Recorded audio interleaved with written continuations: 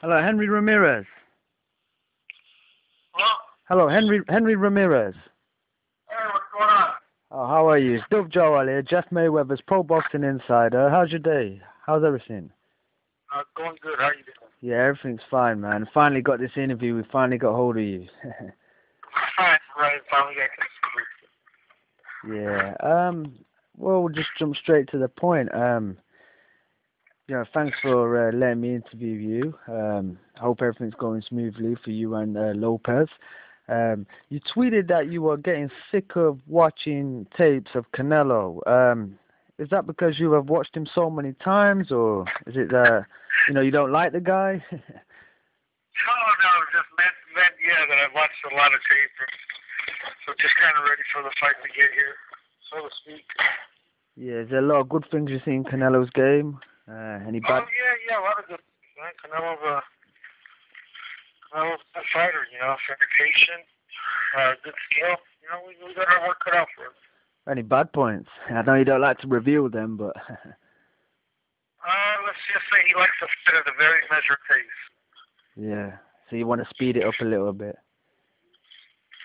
If we can, it's one of the things we're looking at. But... Yeah. A lot of people had Ortiz, in the last fight for Justice Lopez, a lot of people had Ortiz ahead against your man before the stoppage. I had it a draw. What was your take on it, on the outcome? I mean, a draw was fine at that point, or even a point either way, the one judge that had Ortiz up by 5 points obviously wasn't watching the fight. That was just unbelievable. That was a disgrace. Yeah. Too many times judges are getting saved. Controversy, they're getting saved because of a stoppage, But I mean, that was a fight that, like you said, was a draw. Or if you had Ortiz up by a point or Lopez up by a point, I knew it was that close of a fight. I had it a draw. I had it down the line, and I thought that we're in here for a fight of the year candidate. This is gonna be crazy because I can't remember what the stoppage was. It must have been like round 5 or 6. Right. I can't remember exactly what round, but it had all the ingredients to a great fight. What's your take on that? I think it was round 7. Round 7, that was it. Yeah. Was egging Ortiz on. Yeah, and some people said that Ortiz quit. Well, he did quit. He did. Yeah. Quit, broken jaw in a sense, but he had to stop the fight, so he quit. He did quit. That's true. And the reason why I'm being like this is because there's some interviews that Ortiz has done since the fight where he says that Lopez was barely winning one round. No and way. That he was eating Lopez up, eating him alive, just chewing him up is what he was saying. I mean, obviously, this guy, he's a joker, innit, Victor Ortiz. Full of shit is what he is, Yeah. Well, do you think there'll be a rematch someday?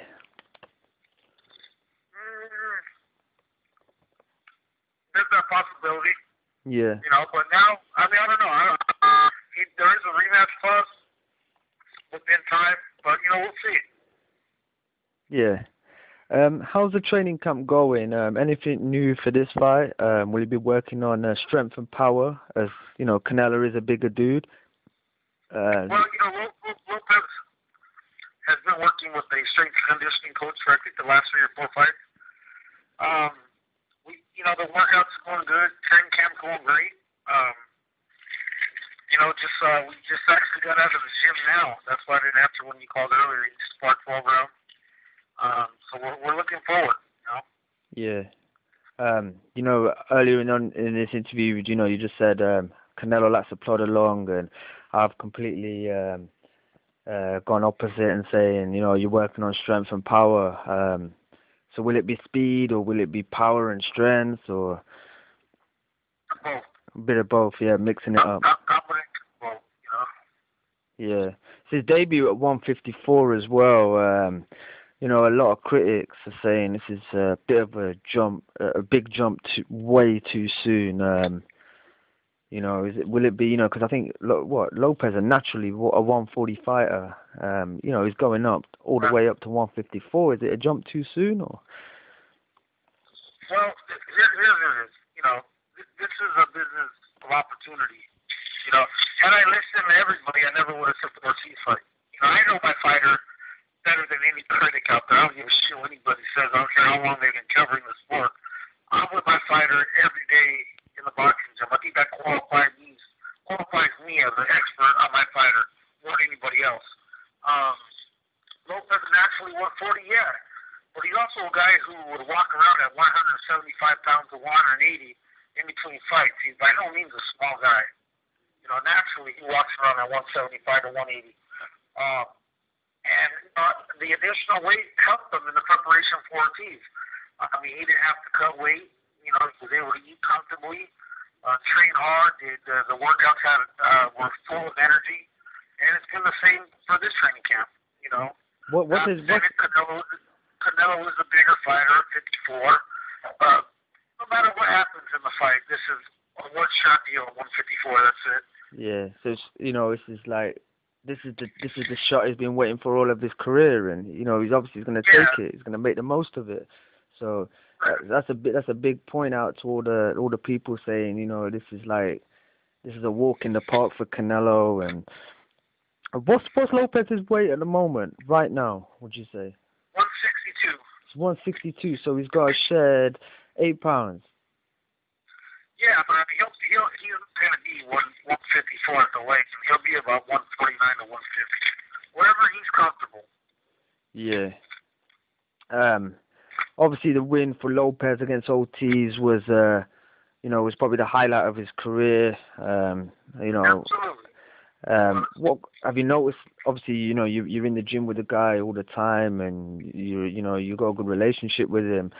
Have you noticed any effect the win has had on himself, on his personality, on his outlook of life? Has it made him a bit more confident? Has it made him a bit more self-assured, or is he still the same guy? Self-assured, a little more confident, self-assured.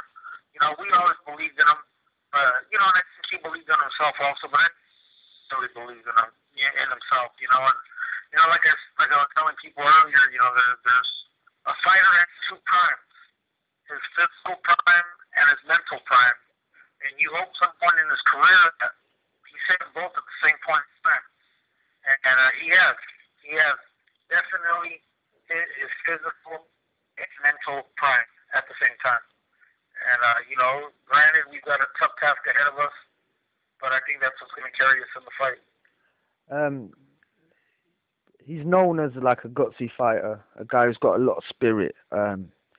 He's a heavy underdog in this fight. How confident are you in his ability to get the job done? Very confident. Very confident. Extremely confident. Canelo's a good fighter, a tough fighter, but is he unbeatable? No. I have not seen anything that leads me to believe that, you know, we're not going to win. Strong fighter, yes. Good puncher, yes. But, you know, he's always been able to dish out. We're going to see how it is when he's got a live body who comes with a real spirit to win and dishes back what he's dishing out. He's Canelo. I think he's undefeated. He's 42-0, 43-0. I'm not 44-0, something like that. But a lot of people, obviously, he's got his critics saying he ain't fought nobody. I mean, he couldn't even put Shane Mosley to sleep. Maybe he's just like a bit of golden boy hype. Is that what you believe? Well, I'm not going to say the hype job. I'm not going to say that. He's definitely got some qualities as a fighter, a good fighter. I'm not going to say he's a hype job or anything like that, though. It's not a hype job, no. So this is the real deal. It's going to be a big fight. You're on the same card as Sergio Martinez and Chavez Jr. Do you think that's a bit strange, having 2 mega fights on the same night? I mean, hey, that's what Golden Boy and Top Rank have planned. You know, traditionally Mexican Independence Weekend is always a big fight weekend in Vegas. So yeah, I mean it's not good for the fans because you know, the fans want to watch both fights, and they're gonna be like, it's gonna resort to one or the other, and both fights are kind of like missing out a little bit. True, but I can't let that affect us. You know, my job is to get Lopez ready to fight, no matter who's watching, who's not watching. You know. Yeah, so will it be you sure that Lopez will take all the headlines coming out of Vegas? I mean, Upset well, of the year. I'm confident in a victory. You know. Yeah. He's scheduled to fight another opponent in October. Who? Lopez, is that true? I heard you got a fight coming up after Canelo. No, we have nothing planned. Our only thing is. That must have been a rumor. I mean, that's news to me. We're not scheduled to fight anybody with September 15th. It's all concentration on Canelo. Maybe I got confused with another one of my fighters fighting in October, Chris Arreola. Arreola, yeah. Is he going after the Klitschko's? We got something to show up in October. I'm just not at liberty to say right now. Yeah, that's no problem, man. So do you think? How do you think Lopez is gonna? Is he gonna go for the knockout? Will he go to outbox him? How will it finish? Will it win? Yeah, you're not saying you don't really know how. I don't know. I mean, the fight's gonna play out. The fight's gonna play out. I know our game plan. I know what Obviously, it's a fight. Anything can happen, and we're going to the best prepared possibly. You never know. He might just break Canelo's jaw. Yeah, you never know. You never know with boxing. Boxing's just like that. But what's your thoughts on boxing as a whole? The Mayweather-Pacquiao situation, and do you think that fight will ever happen? I mean, the Mayweather-Pacquiao thing. I mean, honestly, it's a fight the whole world wants to see, but for whatever reason, it hasn't happened, and I want to hold my breath that it's going to happen. So at this point, I could care less. If it happens, great, I'll watch. But if it doesn't, well, then it doesn't. I'm not going to feel like I missed out on anything in my life. Yeah. What about Andre Ward and Chad Dawson? That's coming up in a couple of 10 days, 12 days time. How do you see that one going? It's gonna be an interesting fight. Chad Dawson and Andre Ward. I like Andre Ward. I've seen him in person quite a few times. I'm leaning more towards Ward. But, I'm preparing for our own big fight a week later, so that's really where my main focus is at. I spoke to Austin Trout earlier, and he's in the 154 mix. That'll be a great fight. Lopez, Trout. Trout's undefeated. Yeah, no, like I said, this is a one-shot deal, we're probably going back down to 154, 147 after this. There's plenty of fights that are good fights for Lopez with bigger names probably than Austin Trout. I'll tell you a good fight for Lopez, just from the top of my head right now. British fighter Amir Khan. That'll be a good fight. Amir Khan. I mean, there's Lamont Peterson, Danny Garcia, Mike Alvarado. There's a lot of good names out there between 40 and 47 that would be great fight for Lopez. But first Canelo September 15th, and then we'll see where we go from there. Just like no matter what the outcome is. Yeah, because Lopez has got he's got a big heart, he's gutsy, and I don't know where these people are saying this is it's a walk in the park for Canelo, because to me Canelo hasn't really done anything spectacular. He hasn't really done anything on that magnitude. They're the same people that said that it'd be a walk in the park for Ortiz. And they figure by looking so stupid there, they'll say it's a walk in the park for Canelo, so they'll figure it'll make them look smart again. Yeah. Okay then, Henry. I'm going to leave you to it. I hope the training camp goes smoothly. I'm sure I'll be hearing from you in the short future. I wish you all the luck in the world. I wish Lopez all the luck in the world. We'll see you probably fighting. I'll be watching definitely here in the UK. I know a lot of people have caught that fight. Caught a lot of people's eyes and raised. Everyone's going to be watching. It's going to be a big night for boxing, and best of luck for the future. All right, thank you very much. I appreciate the call.